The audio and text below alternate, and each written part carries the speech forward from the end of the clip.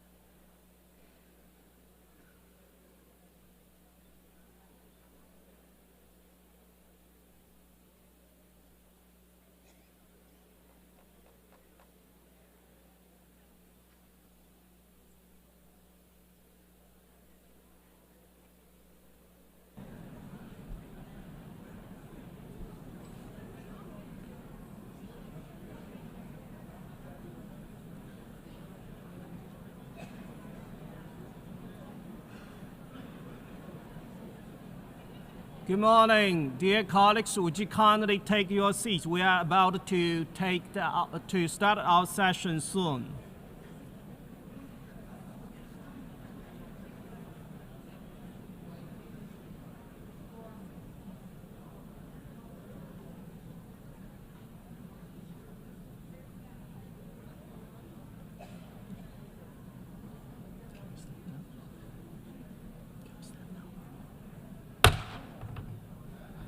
Good morning, distinguished members of the forum, distinguished delegates, observers, and friends. I have the honor to declare the open 23rd session of the Permanent Forum on Indigenous Issues. It is a great pleasure to warmly welcome you all today. In accordance with the customs of the indigenous peoples and in recognition of the peoples of these lands, we will now have a traditional ceremonial welcome by the traditional chief of the Onondaga Nation, Tatodaho Seat Hill. Peace.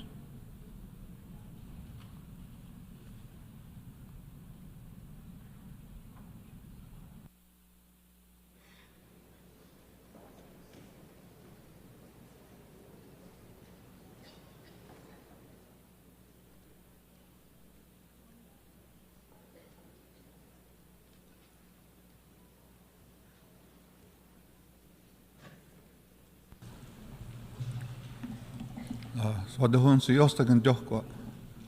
Naya Sungwawi ne Sungwai isa ni Ungwai Hotank. Naya ne Hadek do ni Ungweteke Skadachne and Nionteka.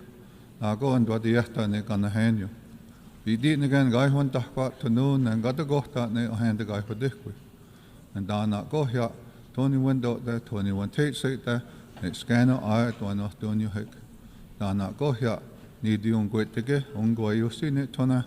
Skade ho toan wat ni go ha I den wat die dat den wat dat no ha dan het die ne tek on wat ni go ha dan ni ha to ha wan ja da di 918 no ha di 18 no hen kwa to no han tosit sa ni I ungoi teken ha sa to no di ungwa kwa ha de ne ungwa ni go hi o sta ku en dan ai ne na ni wat tawi kai song go di wat den di ti sa no ni sa go wi honda en dan ai di wat de no nya Skade hen doan wat ni go ha, wat die tino ha, tino ha, sa wan jade, dan het die nou tek tong wat ni go ha.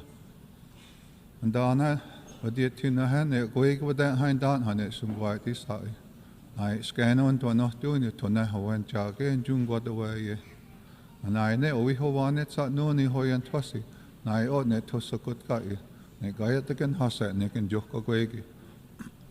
En dan ai di wat de no nya Skade hen doan wat ni go ha, wat die tino ha, ne al go eg wat dat hein dan ha ne sung gwa ti sa. Dan het die ne tek tong wat ni go ha. En dan net sat die o wa ye, ne onki officer yo stakwe. Nai onki atoyenik, nai nangen dio twit no ni. Ai o a da ho wi nangen net scan at ka han to.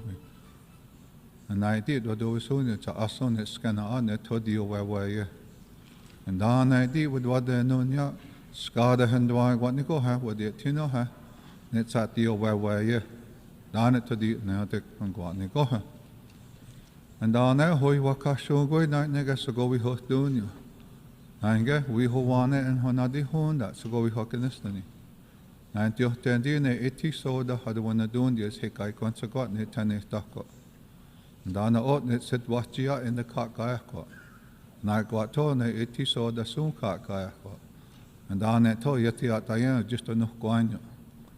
And I know we who want it at no ni Honadi Honda. And I did to do it soon you. So I saw Honadi Hodan it's at no ni Honadi Honda, that's a kind yard. And then I did with what they know ya. Skada and Dwag what Nico ha. But the Tino Hene a Guagan Aso Honadi Hodan it's at no ni Honadi Honda, that's a kind yard. Down it to the Natic don't go Nico ha. And Dana, so go ya Dago and it Gayan you quit to get the Yunki and Yado. To no to stand you sa no took Naktisai. The Chisuk don't know yet, sa Hainata. Naya wahat doga yatoina. Ayago yatagonti on the way, sa when jade. I say near your technique daha. And I ha Sagoya Tago and it Gayan you quit to get Yunki and Yadu, ne Ahui, I got saying one, Yago the air. And Dana Otne, how did the Guashu? Na got Nico Hakeso. Dana Otne, whom I Tago, and said Wakawana, not Neskanya Tayo. Na ne hahawi ne hawana ne sungwai disai. And then I did with what they know ya. Skada and doing what Nico ha. But the Tina had it gain you quit the Yunkian yard. I got told that said Wakawana, not Neskanya Tayo. Down it to the Neotic don't what Nico ha. And then that's at the Hoyasi ne sungwai disai. Night Hawaii, Hawencha get you sahakon and then soon a hack. To know had you got takwa, that no took naktisai. And I hear, you did the dog takwa. When the day you were sooner than the home safety hard and it gonna one cost that. And I hear, some go that's yours in it, you go home and some go in the honor at the tail. And I did what do soon it's a son soon gonna went caught. And then I did with what they know ya, Skada and doing what you go ha. I said one I had a guy in Yaki Hanag and it soon white this. Down it to the Natic, no got Nico ha. Down it to.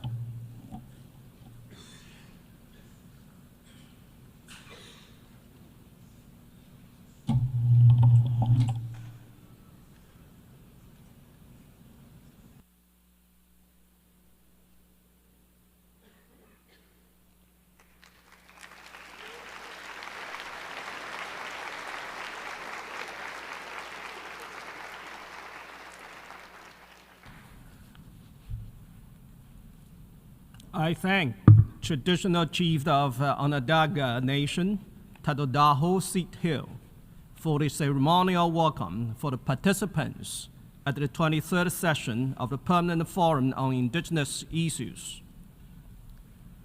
Distinguished members of the forum, distinguished delegates, we shall now proceed to the first item on the agenda this morning, the election of the chairperson for the session.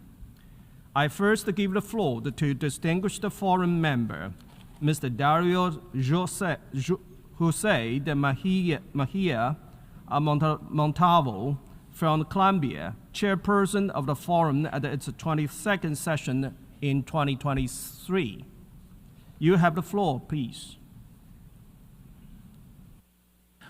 Muchas gracias, señor presidente. Distinguidos miembros del foro, delegaciones, observadores, hermanas y hermanos, me permito nominar para el 23 periodo de sesiones del foro permanente a la señora Hindú Omarao Ibrahim, miembro del foro permanente, para la posición de presidenta del periodo de sesiones.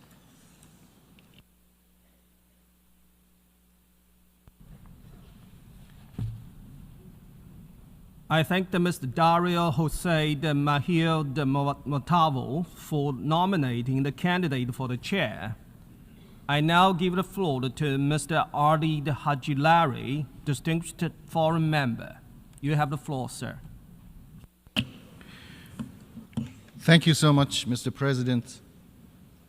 Distinguished members of the UN Permanent Forum on Indigenous Issues, it is my great honor to second the nomination of outstanding forum member Ms. Hindu Omaru Ibrahim from Chad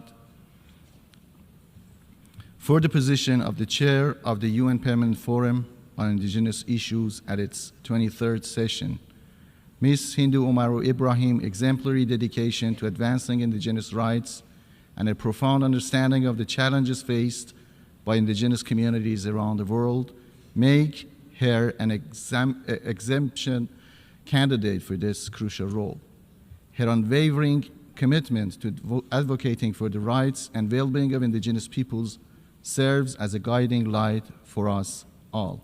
I'm confident that under her leadership, the UN Permanent Forum on Indigenous Issues will continue to be a guiding force for indigenous peoples globally.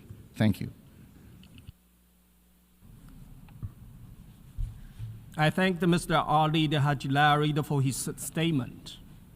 May I take it that it is the wish of the members of the Permanent Forum to elect Ms. Hindu Omaru Ibrahim from Chad as the chair of the 23rd session of the Permanent Forum on Indigenous Issues by acclamation? It is so decided.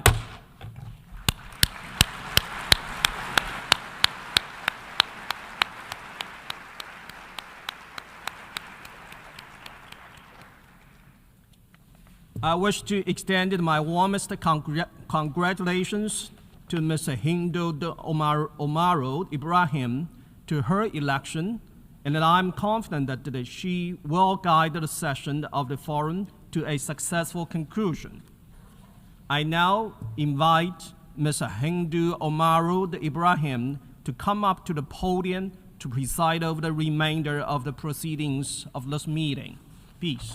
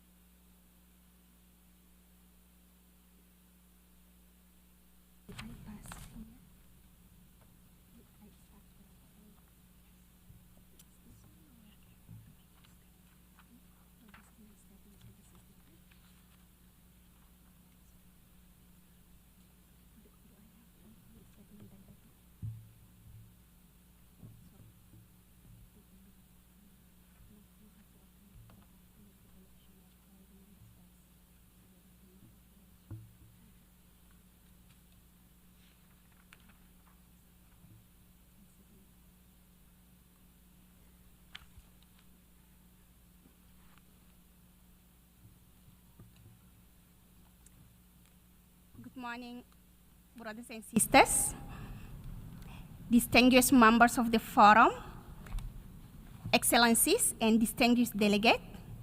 We will now turn to the election of the other officer of the Bureau for the 23rd session of the forum.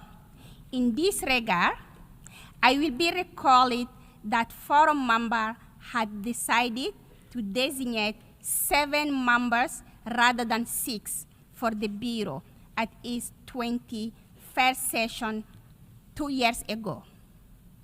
Recalling that a 7-member Bureau had truly benefited the work of the Forum over the last 2 sessions, I would like to propose that the Forum continues to nominate 7 members to the Bureau going forward. I hear none objection, so it's so decided. We shall now proceed to the election of the Vice Chair for this session.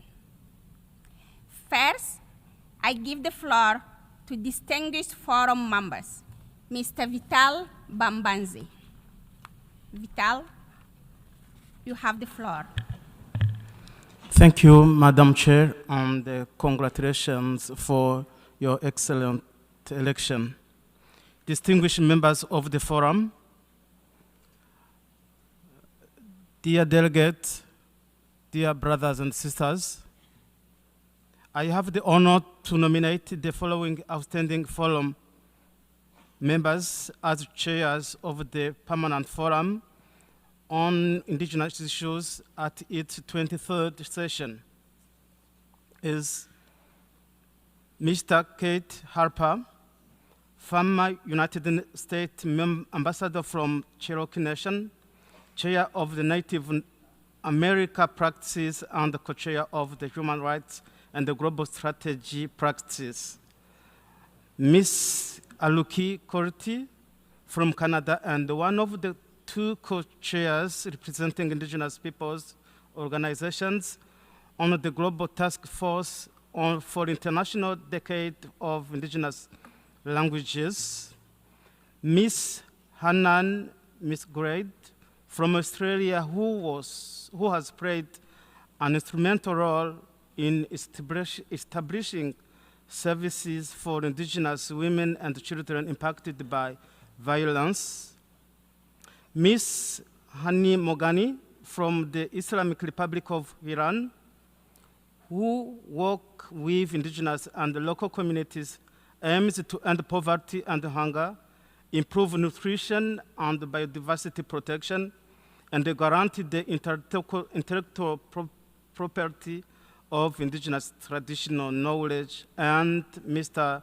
Rodrigo Eduardo Palialef from the Mapuche people in Chile, who is a senior advisor on Indigenous issues at the Vernacular Center, School of Business and Economics of the Pontifical Catholic University of Valparaiso in his country. I thank you. I thank Mr. Vital Bambanze for nominating the vice chairs of the 23rd session of the Permanent Forum on Indigenous Issues. I now give the floor to distinguished forum members. Mr. Geoffrey Rhodes. Geoffrey, you have the floor.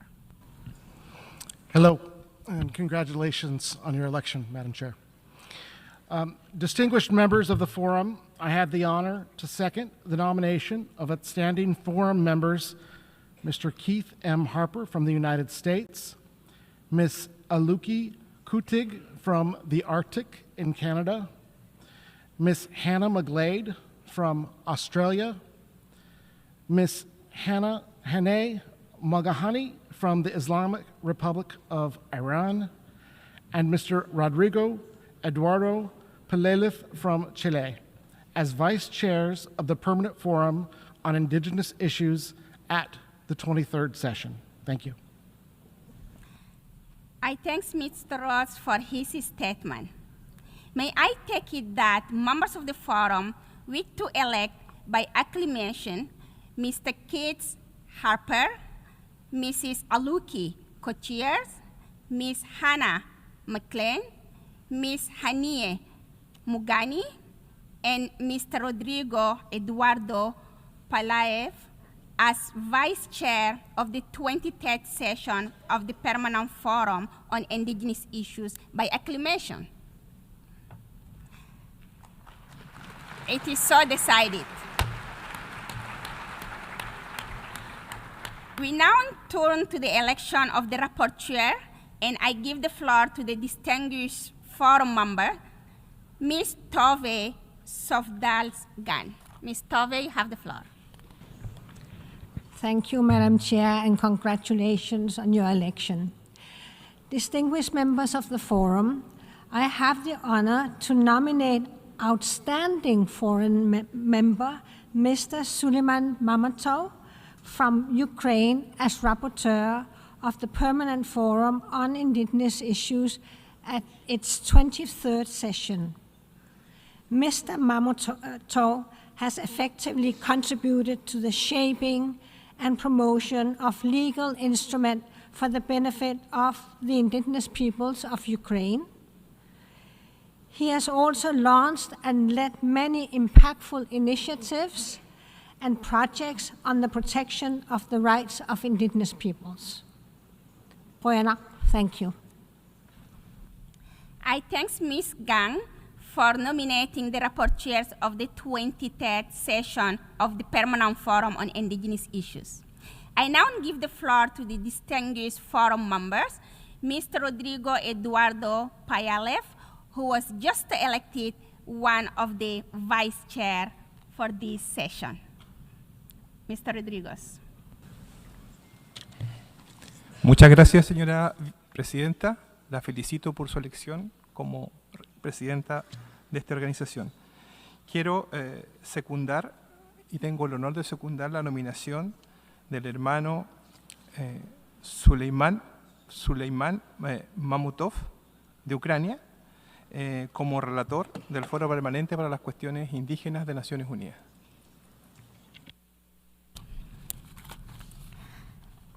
I thank Mr. Payalev for his statement.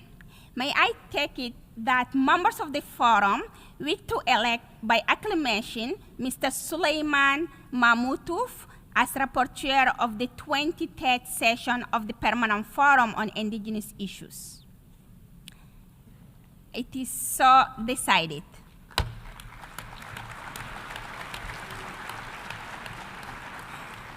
I would like to congratulate all the distinguished officers of the Bureau of the 23rd session of the Permanent Forum on Indigenous Issues, just elected by acclamation. Congratulations to all of you. I now invite the members of the forum to proceed to the agenda item 2, adoption of the provisional agenda and organization of the work for the 23rd session.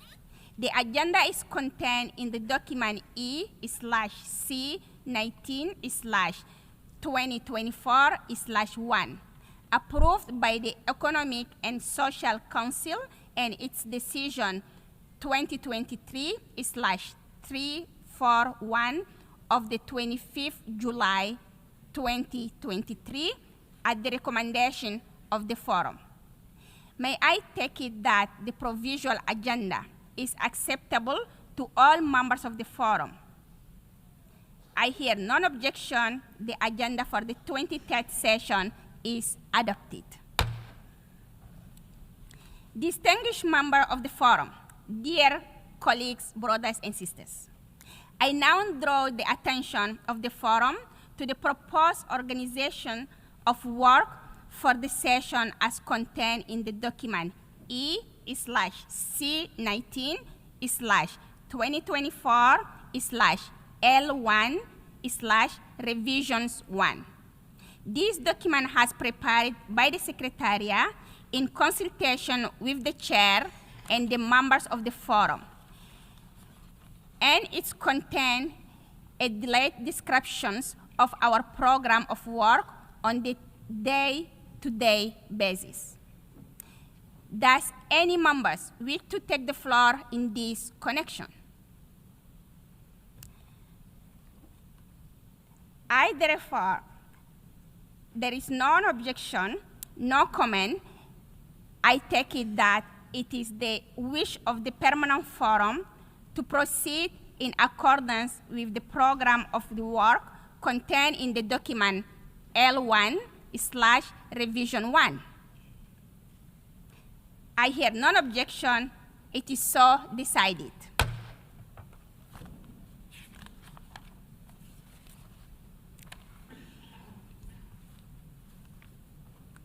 Distinguished forum members, dear colleagues, I'm so humble and pleased to all your election. Allow me now to further address this meeting in my capacity as the chair of the 2023 session of the Permanent Forum.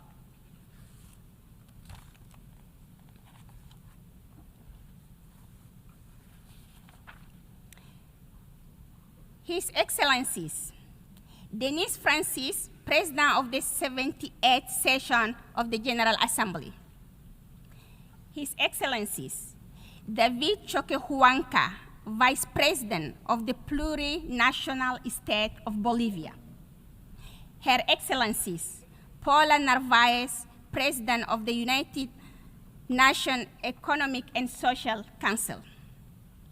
Her Excellencies, Sonia Guajajara, Minister of Indigenous Peoples of Brazil, dear sister.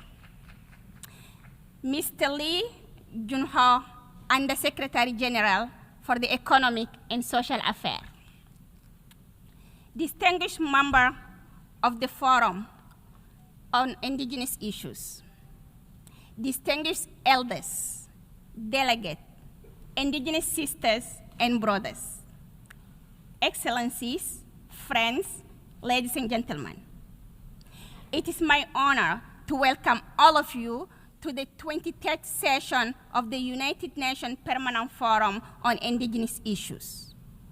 And I thank the UNSG Junhua most sincerely for opening this meeting and for his strong support for the work of the forum. I wish to start by paying my respect to the original inhabitant of this land, the Onondaga nation and people, in particularly to you, Chief Todo Daho Sit Hill. Thank you for the blessing, for the opening, for welcoming our forum on your land. I would like to express my gratitude to my fellow members of the forum for placing their trust in me to this session as chair. Furthermore, on behalf of all the members of the forum and myself, we deeply appreciate the wisdom, dedication, and energy of Mr. Dario Mojia Montalvo, chairperson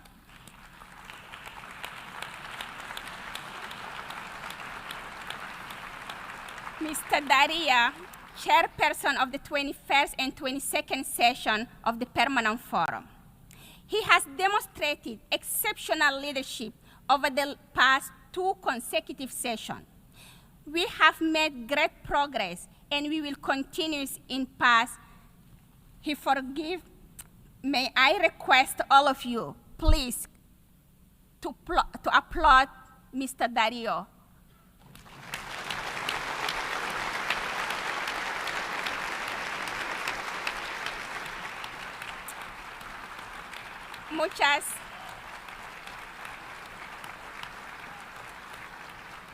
Muchas gracias. Muchas gracias, hermano. Excellences, chers sœurs et frères, chers amis, je voudrais avoir une pensée spéciale pour mes parents, pour mes grands-parents et en particulier pour ma mère et pour mes grands-mères. Elles m'ont beaucoup appris, comme tous nos parents et grands-parents autochtones. Elles m'ont appris les liens avec la nature et tout ce que nos savoirs traditionnels qu'un jour je passerai à mes enfants et aussi aux jeunes filles de ma communauté. Elles m'ont appris aussi pour protéger nos droits, pour défendre notre identité, notre culture. Malgré les discriminations, nous devons prendre le devant. Nous devons nous battre chaque jour, chaque minute, chaque seconde. C'est ce que je ferai avec vous au long de cette année. Et je compte sur le soutien précieux de tous les membres du Forum et de chacun de vous ici, pour que le Forum contribue aux droits et au bien-être des peuples autochtones dans le monde. Je compte vraiment sur vous, chers collègues. Excellencies, friends, sisters, and brothers, the special theme of this year's sessions is enhancing Indigenous peoples' right to self-determination in the context of the United Nations Declaration on the Rights of Indigenous Peoples, emphasizing the voice of indigenous youth. Collectively, we must show up for the youngest generation, this generation that is the first one to have never known a world without the severe effect of climate change, and that face everywhere the mass extinction of biodiversity, whether they are in forests, in glaciers, on the island, or the savannas, in the desert and the mountain, in all our ecosystems. These youth are living in the world that is more and more violent and are urging us to build peace and reconciliation. A world where discrimination and inequality are rising again, where the members of the United Nations are failing to implement the SDGs, where human rights and indigenous people rights are threatened by state, company, everywhere. A world where our homes are still under the threat of land grabbing and extraction of the resources that are now considered as critical minerals. We must admit that this world is scary for the young indigenous peoples. They will be at the heart of our session here at the Permanent Forum, and they will be our motivation. This is the way we will honor the memory of our elders. We are delighted to welcome more than 100 youth delegates for this year's session of the Permanent Forum.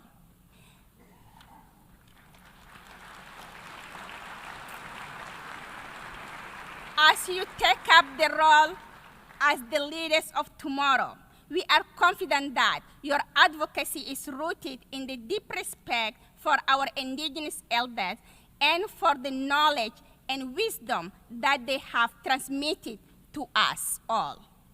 Excellencies, distinguished representatives, indigenous peoples have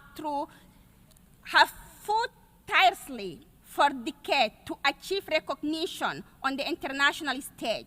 We owe it to our predecessor. We pay honor to our ancestors and to thousands of indigenous activists and leaders who sacrificed their lives in defense of our rights.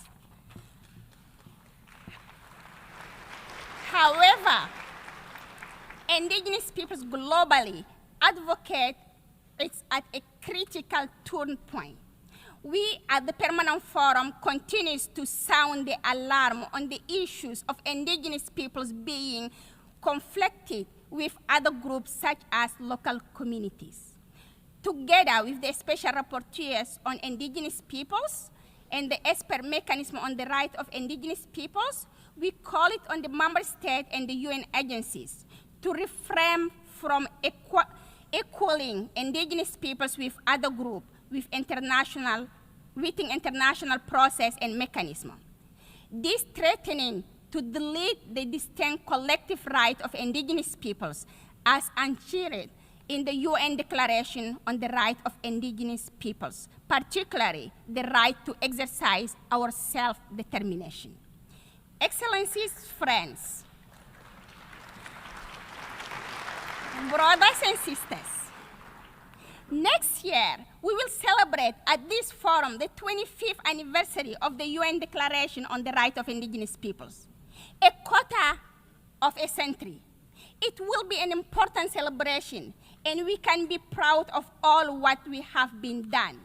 Over the last 25 years, we obtained recognition. We lead greatest battle for our land, for the recognition of our collective rights, for the respect and the protection of our culture and our knowledge.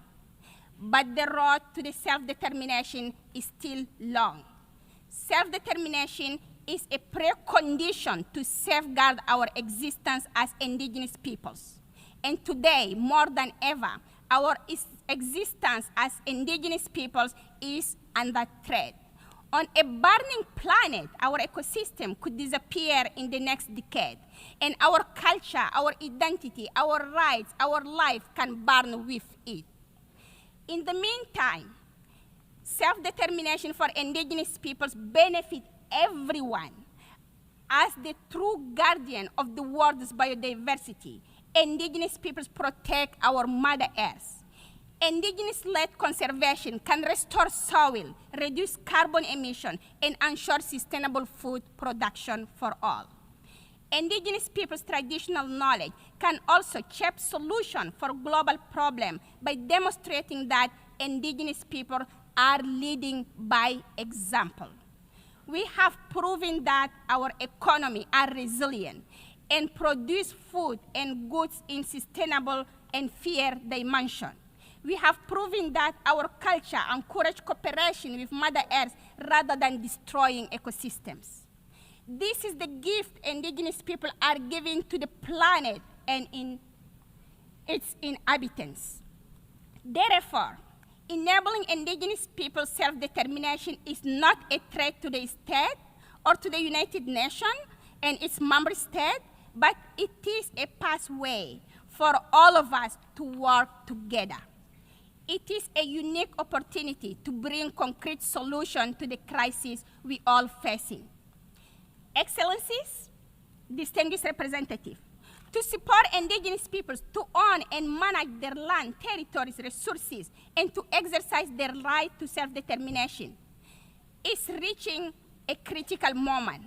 Therefore, access to direct finance for indigenous peoples in areas such as environment, management, sustainable economy, and food sovereignty with all our ecosystem is crucial. Indigenous people are still largely ignored by the international financial institution, but also by private actors, corporations, and local government. For member states, this is a unique opportunity. Indigenous peoples are the best and fastest alliance when it comes to address climate and biodiversity challenge. We are the first to respond of all the climate and environment emergency. But like any first responder, we need all the support we can get to put out the fire and the crisis of our planet. In this sense, direct funding for indigenous peoples is essential to accelerate climate and biodiversity action all over the planet. Indigenous people are leading and can scale up concrete solutions that will help all humanity to meet the SDGs, the Paris Agreement, and the Kunming-Montreal Biodiversity Framework. We at the forum invite member states as well as non-state actors to scale up long-term direct finance mechanisms for indigenous peoples to promote and support indigenous-led activities for all ecosystems with their full and effective participation in all aspects of the decision-making process. This is our common goal, to give indigenous youth a chance to make a difference, to give them hope in times of fear, to give them resources that will protect our culture, enhance solutions, and help us to help all humanity and the Mother Earth. Useko Jur Mieti, thank you so much.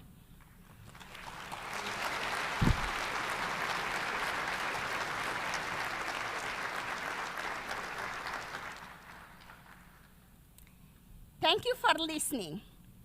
Even if it is long, it is necessary. I now have the pleasure to invite the President of the General Assembly, His Excellency Denis Francis, to address the Permanent Forum. His Excellency, it's an honor to have you with us.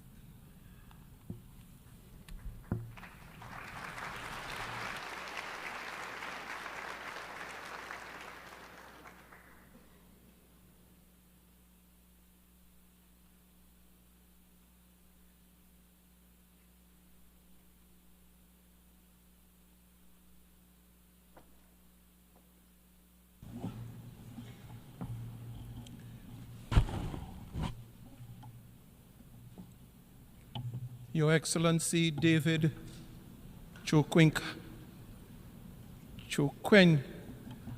Ansa, Vice President of the Plurinational State of Bolivia, Your Excellency Sonia Guajajara, Minister of Indigenous Peoples of the Federative Republic of Brazil, Your Excellency Paula Narvaez, President of the Economic and Social Council, Mr. Lee Junhua, Undersecretary General for Economic and Social Affairs, Ms. Hindu Umaru Ibrahim, Chairperson of the United Nations Permanent Forum on Indigenous Issues, Excellencies, ladies and gentlemen. I express my sincere gratitude for your invitation to address this 23rd session of the Permanent Forum on Indigenous Issues.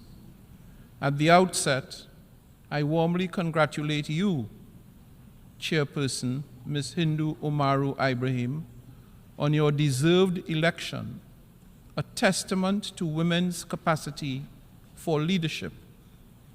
I wish you every success in fulfilling your important mandate.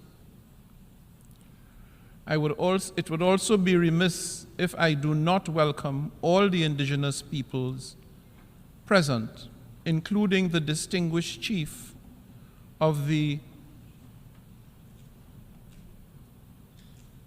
Onondaga Nation, Tadodaho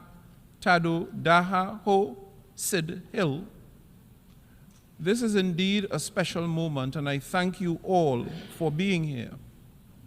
An important consequence of which is ensuring the representative character of this forum, enriching both our intergovernmental deliberations and their outcomes.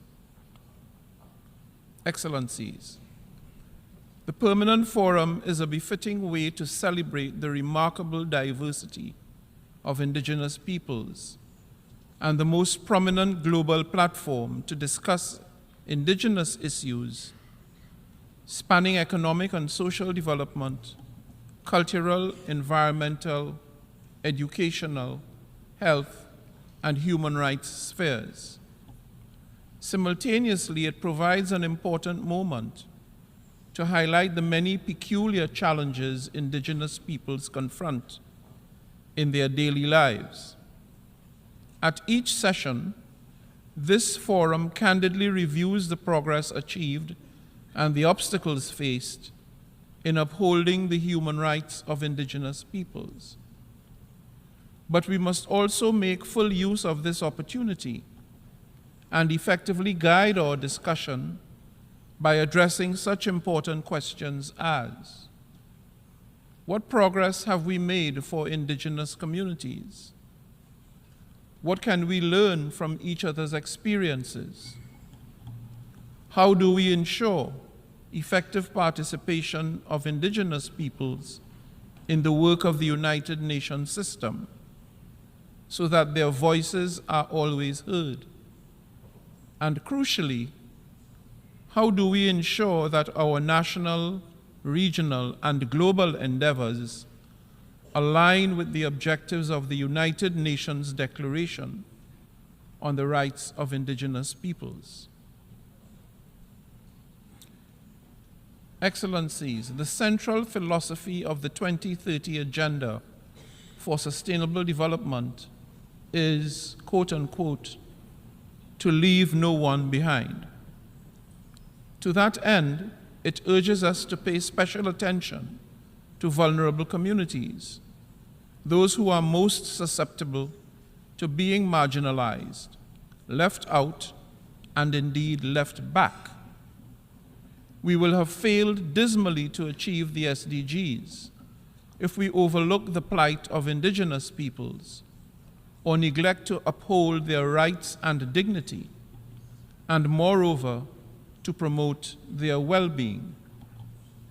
Furthermore, we must acknowledge how these challenges intersect with the various gendered forms of discrimination and barriers encountered especially by indigenous women and girls.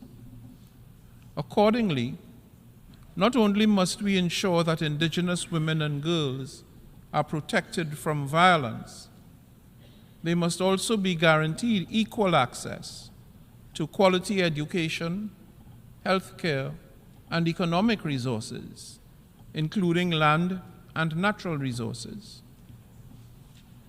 We have much to learn from Indigenous peoples who have long proven themselves to be responsible custodians of the natural resources of the planet, and who thankfully preserve 80% of the world's remaining biodiversity. For instance, the integration of traditional Indigenous knowledge and innovations into agricultural and forestry practices can offer far-reaching benefits to us all, including combating climate change and food insecurity, and preventing desertification and land degradation.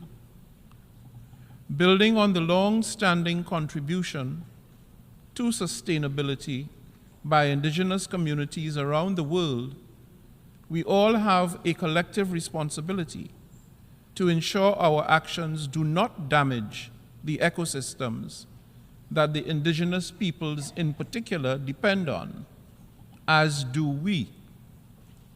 Excellencies, Indigenous youth have also become increasingly proactive in asserting their rights and in addressing some of humanity's most urgent issues, including the existential threat posed by climate change. While actively supporting their endeavors, we must also recognize their distinct challenges. One such challenge of great significance is preserving their Indigenous heritage, language, and knowledge, as inevitably they are caught in an unending struggle to navigate between modernity and tradition. To enable them to benefit from both worlds, we must readapt our educational curricula to incorporate Indigenous knowledge, celebrating our cultural diversity and our shared human heritage. Concurrently, we must also uphold the commitments we made at the General Assembly's launch of the International Decade of Indigenous Languages in 2022, highlighting the urgent need to preserve, revitalize, and promote Indigenous languages, given the rapid pace at which they are disappearing. Excellencies, this Wednesday, I will convene a high-level event to commemorate the 10th anniversary of the World Conference on Indigenous Peoples. I trust that the level of attendance will be robust. In line with the mandate given by the General Assembly, you may recall that I have appointed the permanent representatives of Canada and Peru to conduct consultations on the possible further measures necessary to enhance the participation of Indigenous peoples, representatives, and institutions in relevant United Nations meetings on issues affecting them. They will be assisted by 2 advisors representing you, the Indigenous peoples, who have been identified through the normal process and whose appointment I have recently announced. I have full confidence that with the support of the advisors, the co-facilitators will build on the progress achieved during previous sessions and the outcomes of the 3 hearings convened by my predecessors. There is no doubt that meaningful participation of Indigenous peoples in the work of the United Nations is necessary for the realization of sustainable development for all. You deserve to have your voices heard and indeed heeded.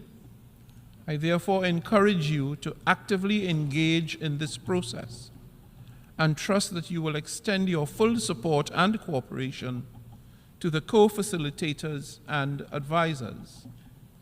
I wish you fruitful discussions during this important and timely forum as we also prepare for the Summit of the Future in September. I thank you.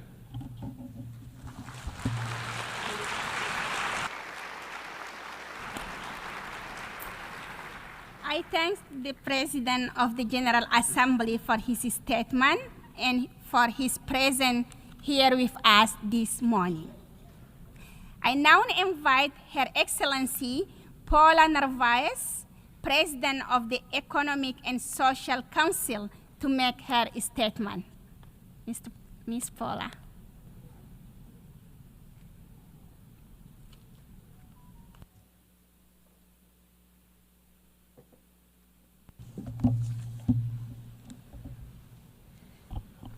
Muchas gracias, Madam Chair.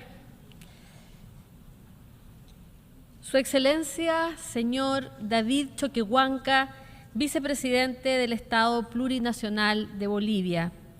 Su Excelencia, señora Sonia Guajajara, Ministra de Asuntos Indígenas de Brasil. Señor Denis Francis, Presidente de la Asamblea General. Madam Chair del Foro Permanente de Cuestiones Indígenas, Mrs. Hindú Oumaru Ibrahim. Señor Undersecretary General, Mr. Lee.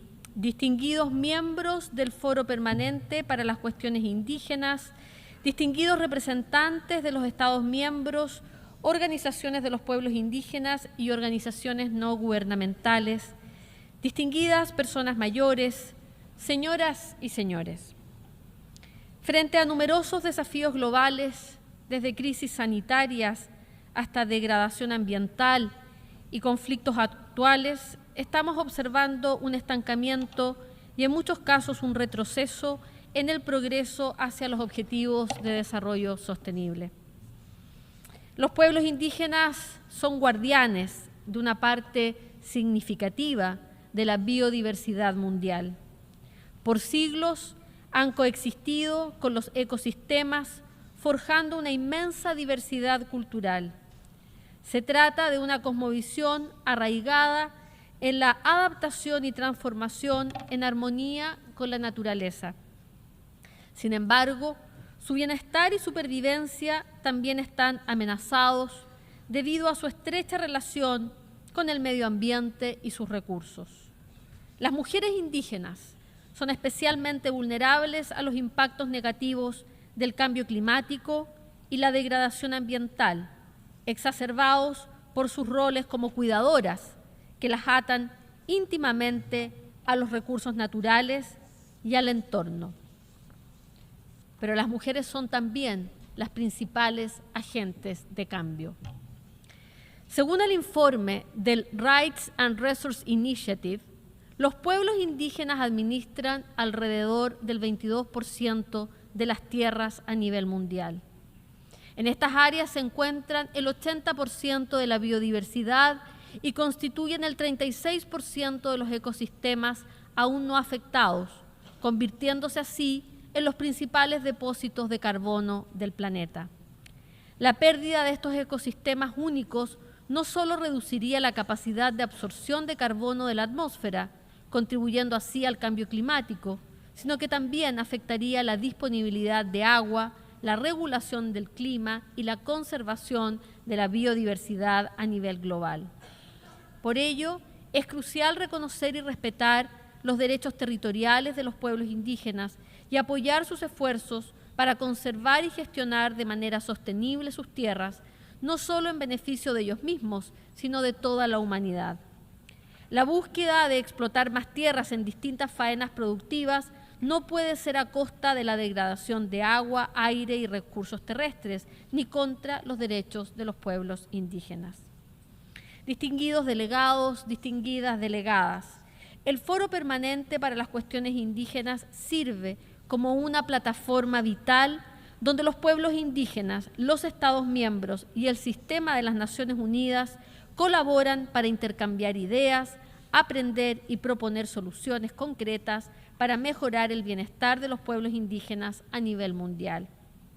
Estamos a solo 6 años de la fecha límite para la implementación de la Agenda 2030 para el Desarrollo Sostenible que incluye la promesa de que nadie quedará rezagado.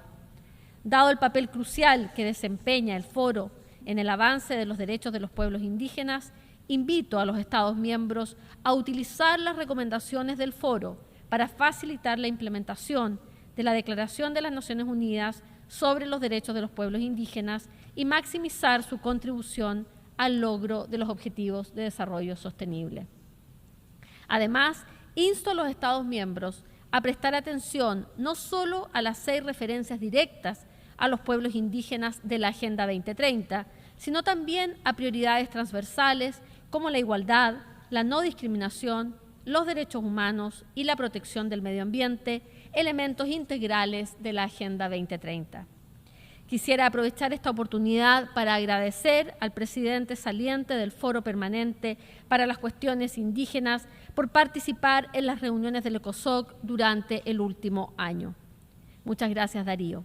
La participación del presidente ha demostrado cómo el trabajo del foro apoya la implementación de la Agenda 2030. El foro, como órgano subsidiario del ECOSOC, siempre tendrá un lugar en nuestras deliberaciones para crear conciencia sobre los problemas que afectan a los pueblos indígenas.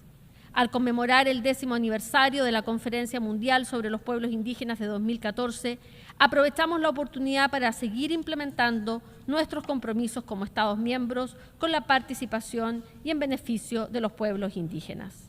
En conclusión, recordemos que las acciones tomadas hoy darán forma al mundo mañana. Unámonos para crear un mundo que respete, proteja y celebre a los pueblos indígenas y sus invaluables contribuciones a nuestra comunidad global. Muchas gracias, Madam Chair, y le deseo mucho éxito en su presidencia. Muchas gracias.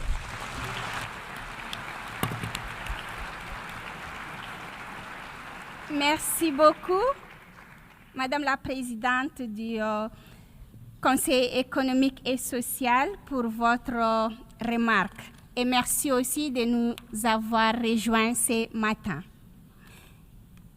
Maintenant, j'ai le plaisir d'inviter Son Excellence Monsieur Lee Junhua, qui est le sous-secrétaire général pour les affaires économiques et sociales, pour sa déclaration. Et merci d'être avec nous ce matin aussi.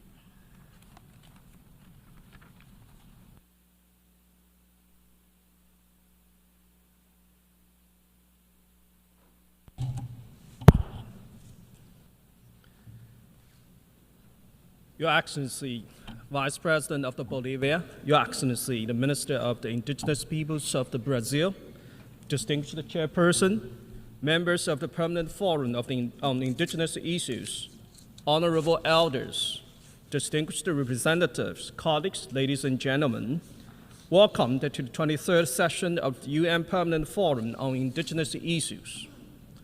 This session takes place at a critical juncture in our development journey. We are now in the second half of implementing the 2030 Agenda for Sustainable Development. Regrettably, at last year's SDG Summit, we faced the dark reality that the progress on the 2030 Agenda had stalled or in some cases even reversed. However, member states have risen to this challenge with renewed commitment and hope.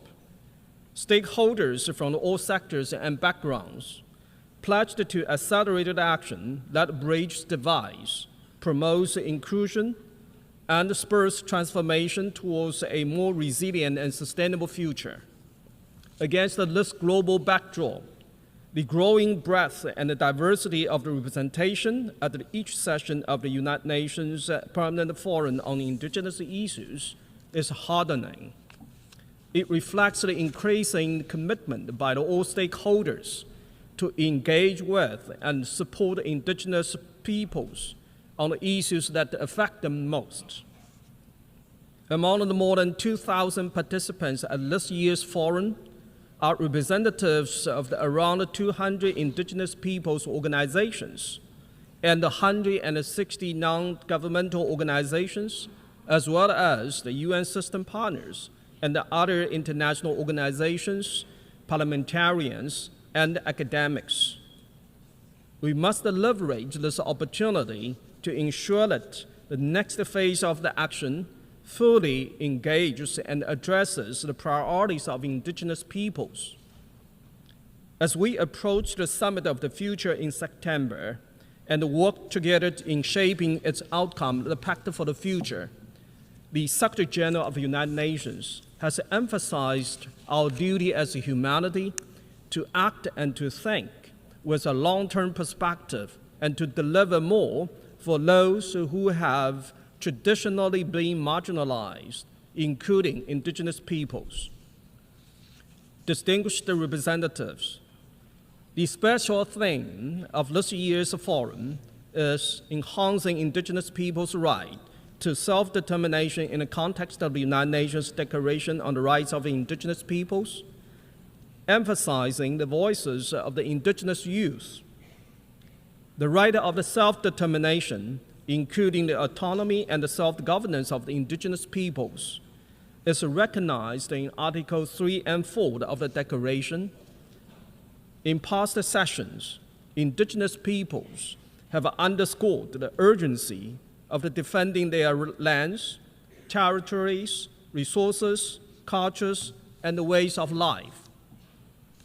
This collective right, enshrined in international law, enables Indigenous peoples to freely determine their own political status and to pursue their economic, social, and cultural development. Young people are increasingly central to the exercise of this collective right. Out of the approximately 476 million Indigenous peoples in the world, close to 45% are between 15 to 30 years of age. They inherit the critical responsibility of protecting and preserving their traditional knowledge, cultures, languages, and identities as passed on by their elders. Yet, Indigenous youth continue to face significant barriers, including high rates of unemployment, discrimination and marginalization, displacement from their lands, and loss of their cultures and languages. To right these wrongs, the engagement of the Indigenous peoples, including Indigenous women and youth, must evolve beyond tokenism. We must ensure their genuine decision-making power and impact. Within this in mind, I'm heartened by the number of the Indigenous youth who will participate in this year's forum. Furthermore, support from donors can finance initiatives led by Indigenous peoples to ensure that their rights are protected and their aspirations are fully realized.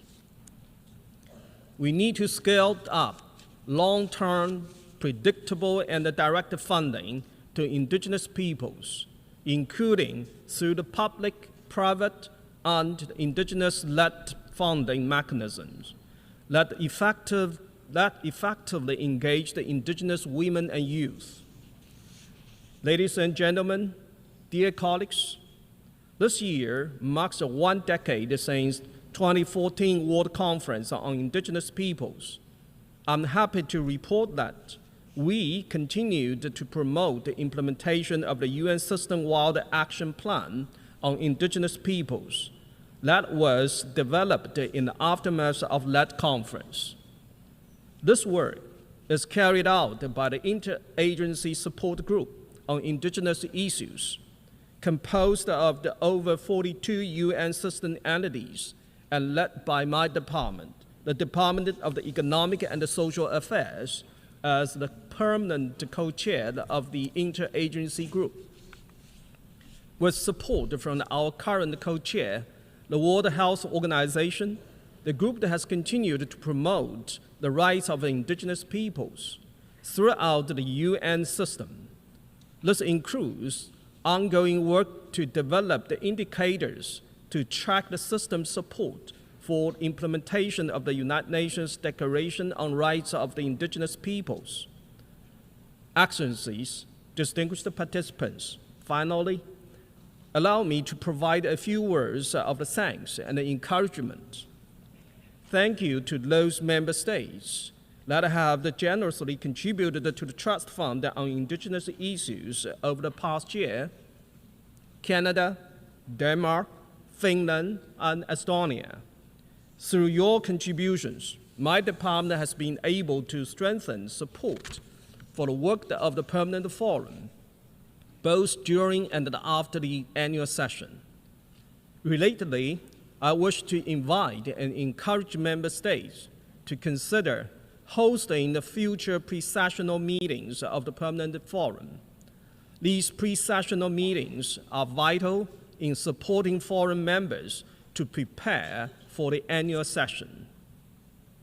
I look forward to the contributions that the forum will make to advancing the rights of the indigenous peoples and to secure the future for all the people and the planet. I thank you for your attention.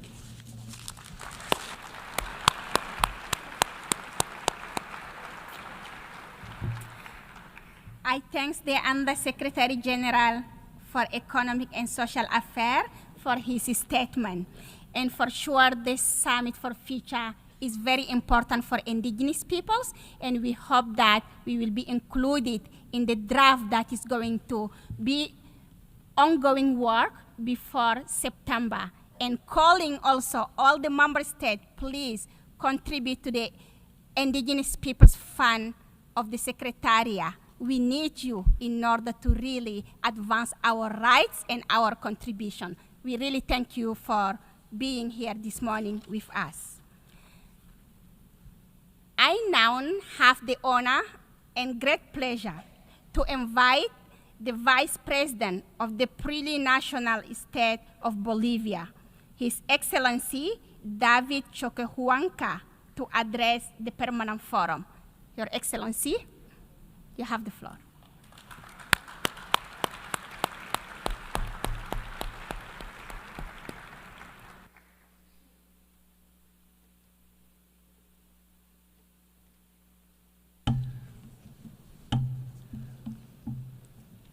Hermana Presidenta, hermanos y hermanas, los que estamos aquí y los que estamos en nuestras comunidades. Los pueblos ancestrales somos hijas e hijos de la Madre Cósmica, de la Madre Tierra y de la Madre Genetista. No nos hemos dejado exterminar, somos indestructibles y nos autorregulamos como la Madre Tierra. Y levamos pluma porque sabemos que un día emprenderemos nuestro propio vuelo. Los pueblos ancestrales del planeta hemos resistido la colonización y el capitalismo codicioso sin dejar de tejer nuestro mundo de utopías. No nos hemos dejado exterminar por los operadores de un sistema que destruye a los débiles, extermina a los fuertes, aniquila la sabiduría heredada, privatiza la riqueza, el conocimiento y socializa la pobreza y la ignorancia. Los operadores de la geopolítica de dominación de la civilización occidental han otorgado derechos a los pueblos ancestrales con el nombre de pueblos indígenas, simplemente para despojarnos de nuestras raíces y para arrebatarnos la condición de sujeto de derecho por ser herederos de la civilización precedentes a la civilización occidental.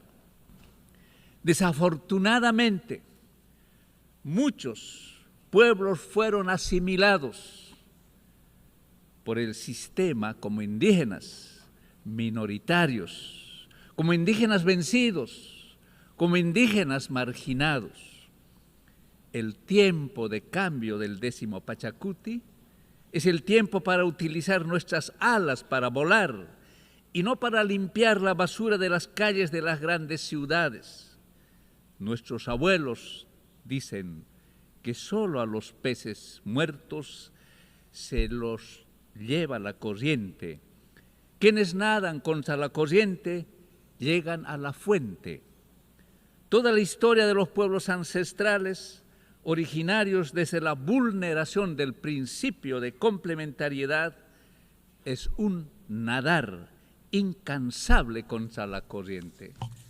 El mundo de hoy tiene sus propias corrientes que arrastran hacia la catástrofe global del planeta o madre tierra, y tiene a los pueblos ancestrales que nadan contra la corriente para llegar a la fuente de energía y de la vida y reponer la belleza de nuestra madre tierra. Los pueblos ancestrales no tenemos otra opción que indagar la verdad con el pensamiento propio y recuperar la sabiduría que nos fue arrebatada. Los pueblos que no defienden su pasado no defenderán su futuro y desaparecerán. Tenemos que recordar en el futuro todo aquello que nos ha ocurrido en el pasado, porque el futuro es la proyección del pasado. Solo reconociendo sus raíces, la humanidad será libre. Negándose a sí misma, seguirá siendo dominada, humillada y sometida. A los pueblos ancestrales no nos interesa sanar el sistema civilizatorio occidental, creado en la división, en la confrontación, en el sometimiento, en la codicia y en la manipulación del dinero. Vivir en un mundo separado de las leyes de la madre tierra no es vivir bien.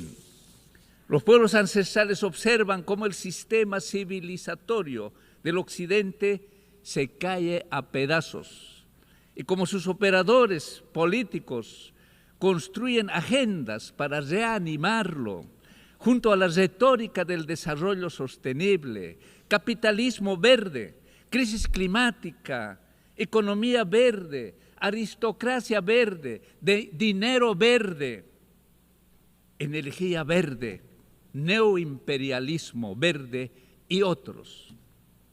A cualquier precio siguen reanimando porque saben que una vez finalizado el sistema, también termina el poder basado en la división, en la codicia y el control. El horizonte de vida de los pueblos ancestrales originarios pone en el centro la totalidad de la vida. Coincidimos que la Madre Tierra es la fuente y el fundamento de vida de sus hijas e hijos. Coincidimos que la vida es el fundamento de todo derecho, por lo que los derechos de la Madre Tierra son antecesores a todo Estado de Derecho y son el fundamento del derecho mismo y de los derechos humanos. Comprendemos la libertad como el respeto a la defensa de la vida, donde alcanzamos nuestra plenitud como seres humanos. El proyecto de vida de los pueblos ancestrales no puede ser reducido al foro permanente para las cuestiones indígenas, entre comillas, de las Naciones Unidas.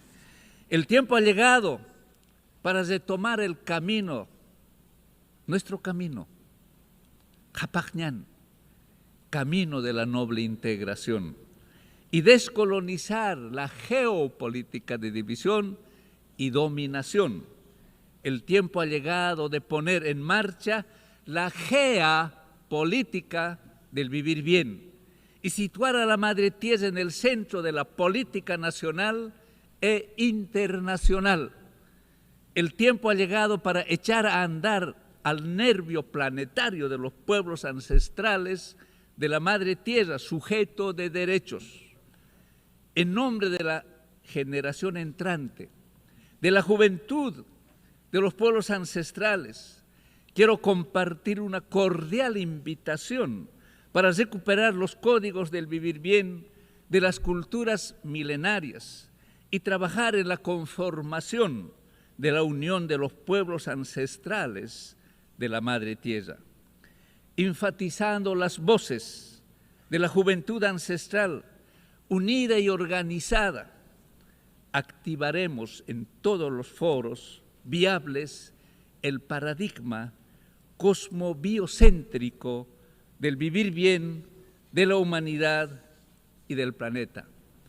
Somos pueblos ancestrales porque recordamos en el futuro todo lo que nos ha ocurrido en el pasado y esto nos vuelve indestructibles. Que el viento sople a nuestras espaldas, que el sol ilumine nuestra mente y nuestros corazones, que la tierra se haga camino bajo nuestros pies y hasta tanto volvemos a encontrarnos, hasta que Nairapacha volverá a ser Hichapacha. Jayaya, los pueblos del mundo. Muchas gracias.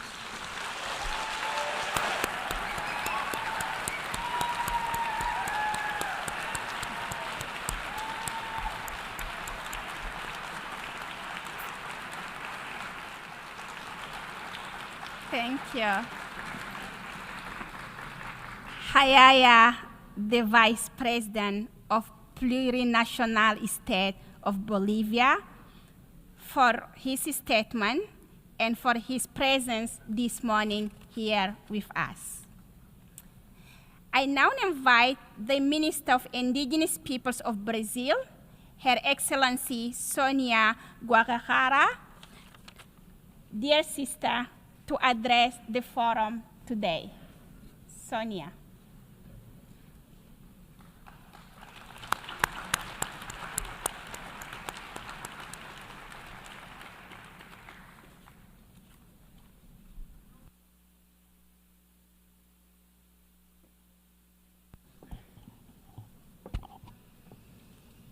Bom dia a todos e todas.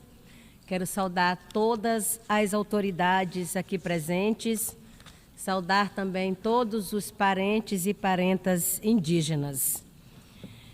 Faço aqui um agradecimento ao Dario, que acabou aqui, né, de encerrar um importante mandato na gestão deste fórum, e também parabenizar aqui a minha amiga Hindu, a nova presidente do Fórum Permanente. Como sabem, o mês de abril, historicamente, é o mês de mais mobilizações indígenas no Brasil.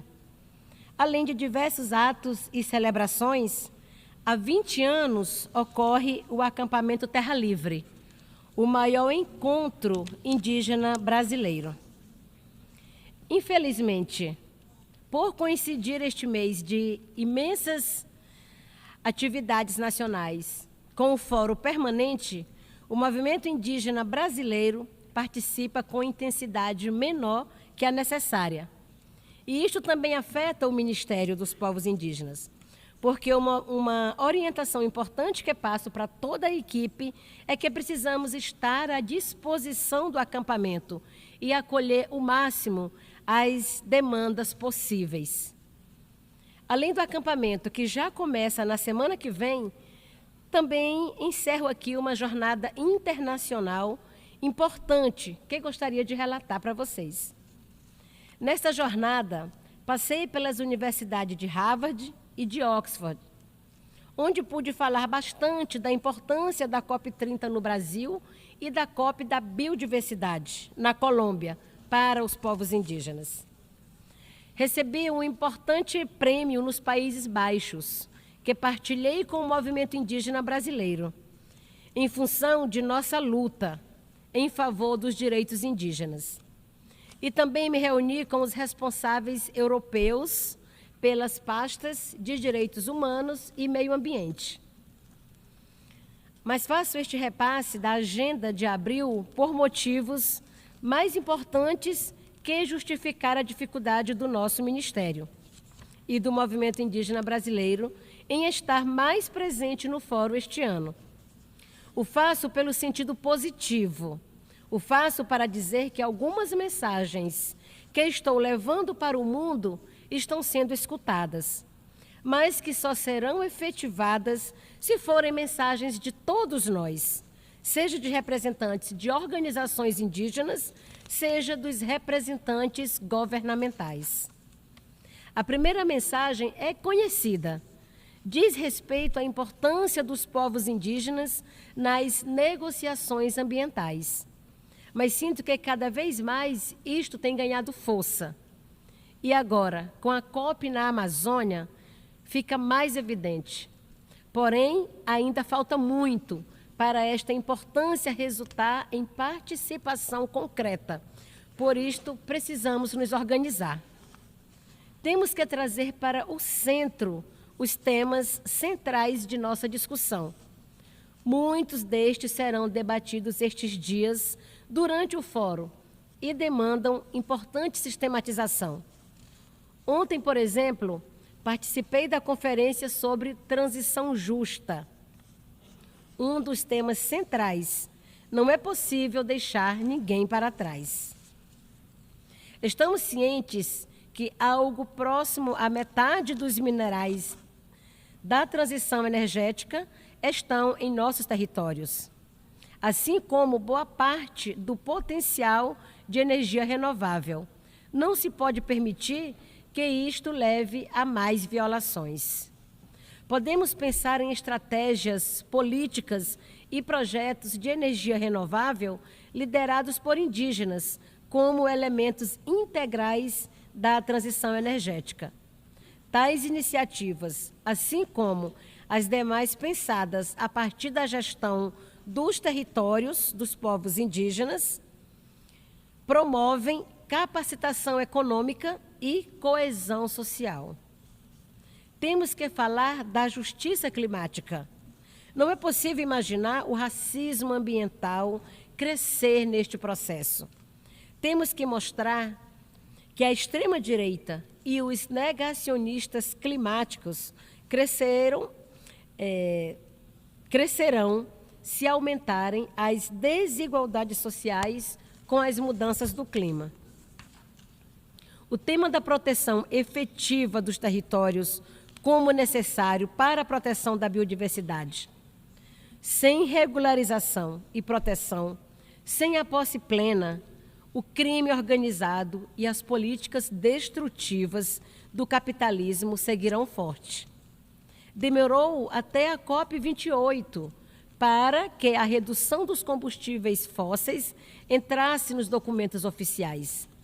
É hora de colocar também a demarcação e regularização dos territórios, indo além da meta 3 da COP da biodiversidade. É hora de incorporar a promoção de nossos sistemas alimentares no processo, da importância de nossos conhecimentos tradicionais como conhecimento científico, do fortalecimento das línguas indígenas, nossa cultura e modos de vida. Além da proteção e regularização, os povos indígenas precisam de apoio para seguir na linha de frente da proteção. Neste sentido, é importante integrar a agenda ambiental com a agenda dos direitos humanos. É necessário falar da proteção dos defensores ambientais nestes acordos. É necessário garantir o cumprimento efetivo do consentimento livre, prévio e informado. É necessário fortalecer a juventude e aumentar o protagonismo das mulheres indígenas. Reconhecer os direitos das pessoas com deficiências.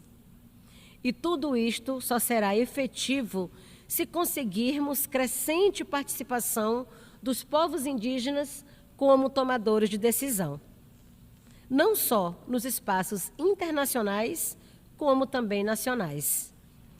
Desde ontem, venho tendo reuniões com representações de outros países e hoje teremos mais algumas, por mais ministérios dos povos indígenas em outros países. Precisamos aldear cada nação, porque os desafios e inimigos nacionais são tão ou mais fortes que os internacionais. E justamente por toda dificuldade que sabemos, é que precisamos caminhar em conjunto, inclusive com outros setores sociais, também afetados historicamente pelo modelo que destrói direitos e a Mãe Terra. Digo que é hora de reflorestar mentes. E tem outros setores que podem nos ajudar. Entre nós, precisamos também dos princípios que defendemos na transição justa. Não podemos falhar por conta de divisões entre nós. Cada conquista do movimento internacional precisa ser feita sem deixar ninguém para trás. Caminhar em conjunto significa buscar fundos de apoio à participação e à proteção dos direitos e de todos os territórios, e também vinculá-los às metas globais dos acordos. Temos condições de apresentar os melhores projetos e devemos fazê-los. Quanto mais mostrarmos na prática nossa contribuição, maior a chance de conquistar nosso espaço. Esta caminhada precisa começar logo. A COP16 da biodiversidade, que ocorrerá na Colômbia, outro país amazônico, é fundamental. Precisamos, desde já, aumentar a nossa participação neste processo. Reivindicar que o Grupo 8J se transforme num comitê que possa debater todos os temas da biodiversidade com a perspectiva indígena no centro. Neste ano também haverá a COP contra a desertificação e precisamos nos preparar para lá. Na região amazônica, há também a perspectiva de aumentar o protagonismo indígena na tomada de decisões a partir da construção do mecanismo indígena da OTCA. Precisamos avançar nestes próximos anos. Com certeza, em cada bioma, em cada região sociocultural, há outras formas de crescer a participação e o protagonismo indígena, e precisamos nos apoiar para tal. Sobre a construção da COP30, gostaria de reafirmar aqui o que anunciei em Dubai, durante a COP28. Precisamos ter a melhor e maior participação indígena das negociações ambientais durante a COP30. Mas, para isso, quero construir com todos vocês. Não se trata de substituir os espaços já existentes, como o Caucus, a plataforma ou mesmo este fórum permanente, mas sim de potencializá-los. No Brasil, vamos construir agora em abril o grupo de trabalho interno para preparar a participação indígena na COP. Queremos que este fórum articule uma comissão que traga os outros setores organizados do movimento indígena internacional. É um espaço que termina durante a COP30, mas quer deixar legado para o futuro.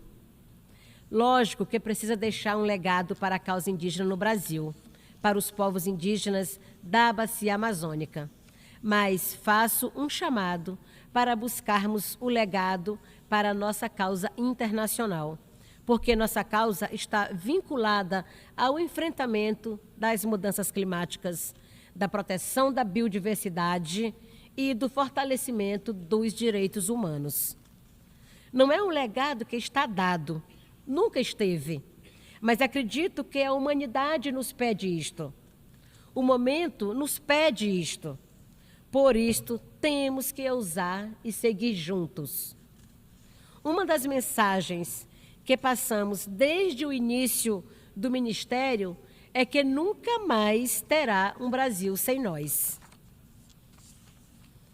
conto muito com os debates que seguirão deste fórum permanente. E ficamos à disposição no Brasil para seguir a construção dessa nossa jornada, que aqui se inicia, para que nunca mais o mundo caminhe sem a participação e os conhecimentos indígenas. Muito obrigada.